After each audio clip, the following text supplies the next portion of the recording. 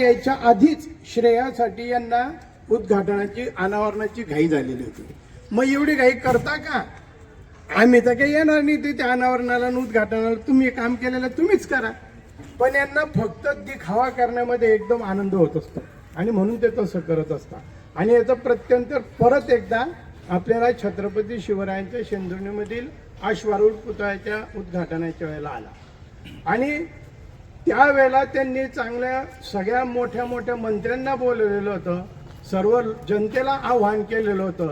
मग यांचं काम नव्हतं का पाहणं? आता त्यांना परवानगी भेटली नाही, मग तोपर्यंत झोपलेले होते का फक्त श्रेयासाठीच काम करत असता? आणि माझं तर सगळ्यात मोठं म्हणणं एकच आहे, पोलीस प्रशासनाकडे सुद्धा माझी मागणी राहील, ज्या तरुणांवर गुन्हे दाखल केलेले आहेत ते ताबडतोब मागे घेतले जावे. त्याचं कारण असं आहे, तुम्ही असो का ते तरुण असो, तुम्ही आपले गेले होते का? आपोआप गेले होते का? नाही, आपल्याला आमंत्रित केलं होतं. आपल्याला आमंत्रित केलं म्हणून आपण तिथे शिवप्रेमापोटी हजर झालो.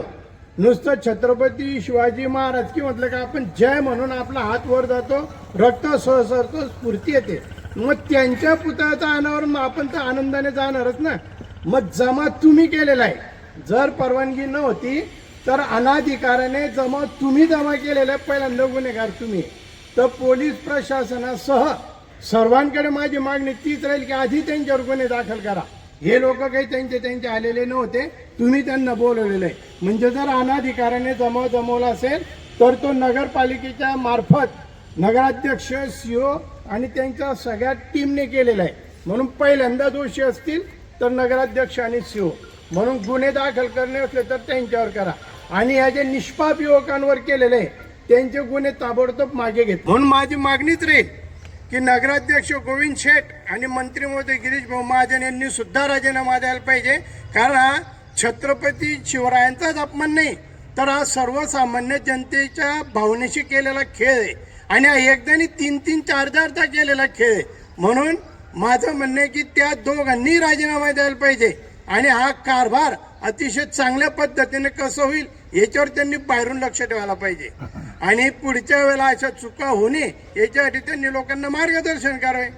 पण ह्या सगळ्या गोष्टींची जबाबदारी त्यांनी घ्यायलाच पाहिजे आणि ती जबाबदारी घेऊन नैतिकतेने जबाबदारी स्वीकारून राजीनामा द्यायला पाहिजे. कोणी राजीनामा मागायची गरजच नाही त्यांना. आणि बघा तुम्ही, दरवेळेला ते महापुरुषांचे अपमान करतच असतात आणि हिंदुत्व म्हणत हिंदुत्वाच्याच भावनांना ठेच पोहोचवत असतात. आता बाबांनी सांगितलं की आमचं मंदिर पाडलंय. कसं काय पाडलं मंदिर? मग तुमचं काय फक्त टेंबा फिरवण्यापुरतीच आहे का? तर माझी एकच मागणी राहील. आणि याच्यापूर्वी सुद्धा आम्ही राजकारण केलं नाही.